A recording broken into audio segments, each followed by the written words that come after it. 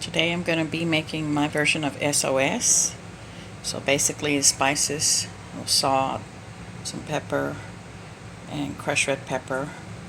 Of course I'm going to use some cut up onion. I like to use a little bit of infused oil. This one is truffle. So I like mushrooms and onions in my SOS. Meats I like, we're going to be some type of ground chuck or ground meat, just like I get mine from HEB. And I'm going to try to use equal parts of that with any kind of sausage. I like the hot sausage. And then of course I'll have some onion cut up in it and some mushrooms. So mushrooms that I'm going to use for cooking, I usually keep them in Ziploc bags because I can't use them fast enough. Of course, if I want some for salads, then I mainly keep them in the refrigerator. So I started by putting a little bit of the oil, just enough to cover the bottom. And you use whatever pan or pot you like. I like to cook my onions for about 4 minutes or so until they're brown. And I put the heat at about medium.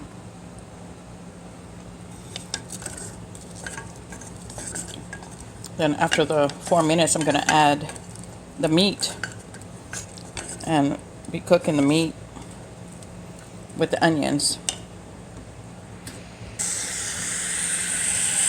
Okay, so I've added some ground meat, and then I'm going to add about equal parts of the breakfast sausage. Again, you just use what you like. I find that it's not too hot if I add the hot brand of sausage to the ground meat. So I'm going to be breaking this up, letting it brown with the onions. So I'm going to do this for a few minutes till it's all browned. So it's going to be a few minutes before everything gets brown, but I just rotate, keep rotating, get the brown up on top, stirring it, breaking it together so the flavors come together. Some people might want to add a little oregano or some other spice, maybe something spice. If you add powders right now, you get the flavors in there.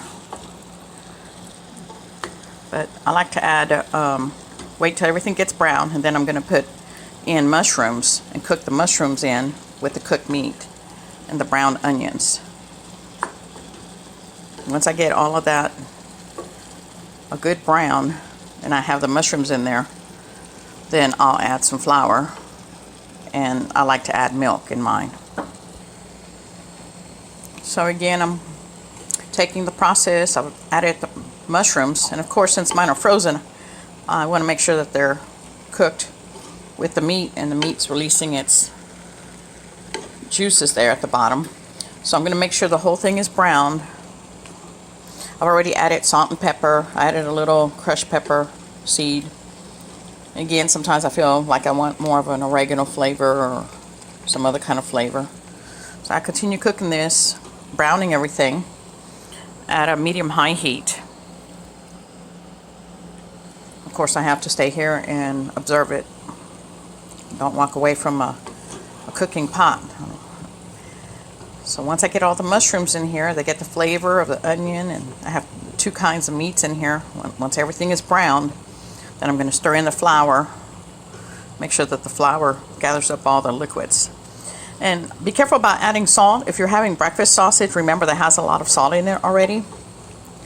But the hamburger meat doesn't have salt, so depends how salty you like, or how much salt your doctor says you can have. There are people who might want to put something else in here, like bell pepper or something, but I'm not.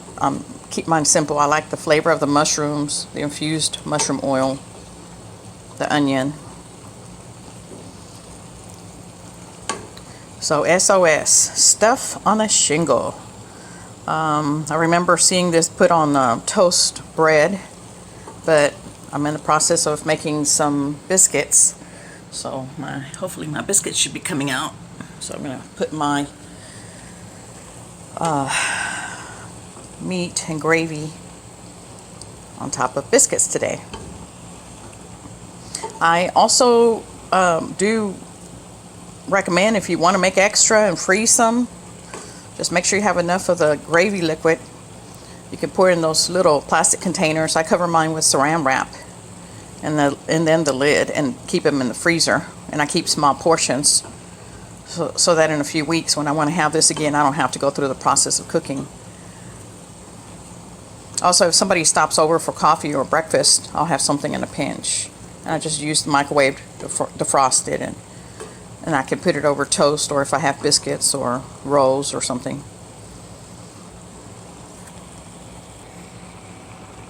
Okay, so I've added some flour, probably about a half a cup, and I want the flour to get to the liquids. Just surround all the meat, coat all the meat, and get to the liquids also. Remember that the flour is what's going to be making your gravy, and you want flavorful gravy, so you want the flour to get all around the meat. And because I'm using more meat, then I need a little bit more flour. So everything's going to get coated. It's already starting to get a little bit on the sticky side, so I'm lowering the heat a little bit here. I'm going to stir in some milk. And yes, you can use this with a lower fat milk, or if you decide, if your doctor lets you have whole milk, good for you.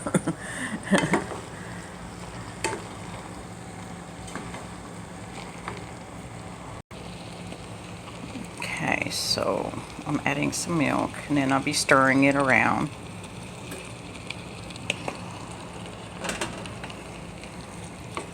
Making sure everything gets coated. All the milk gets coated with the flour that was cooking with the... And it's okay to add more milk. It's going to get thick pretty fast, so I want to have enough gravy.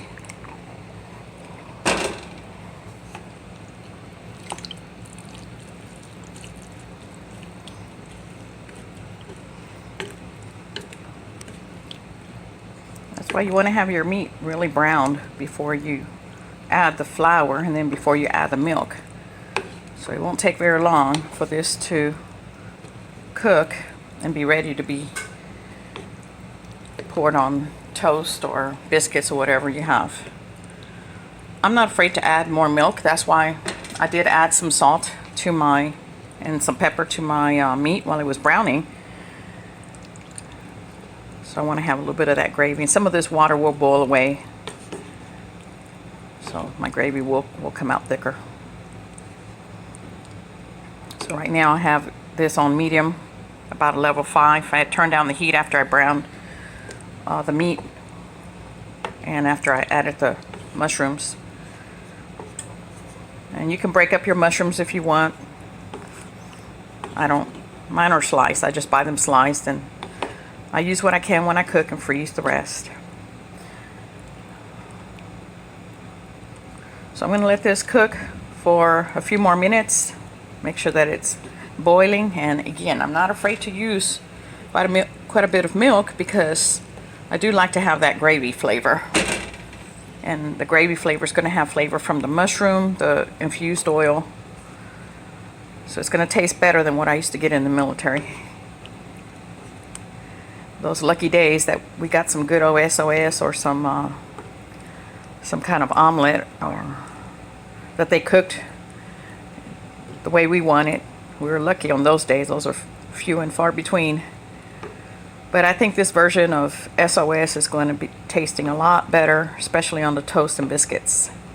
So again, I'm going to let this go for a few minutes, maybe about 5 minutes or 10 minutes, somewhere in between. When I think it's ready, then let's see, make sure it's going to come to a boil, slow boil, not a fast boil.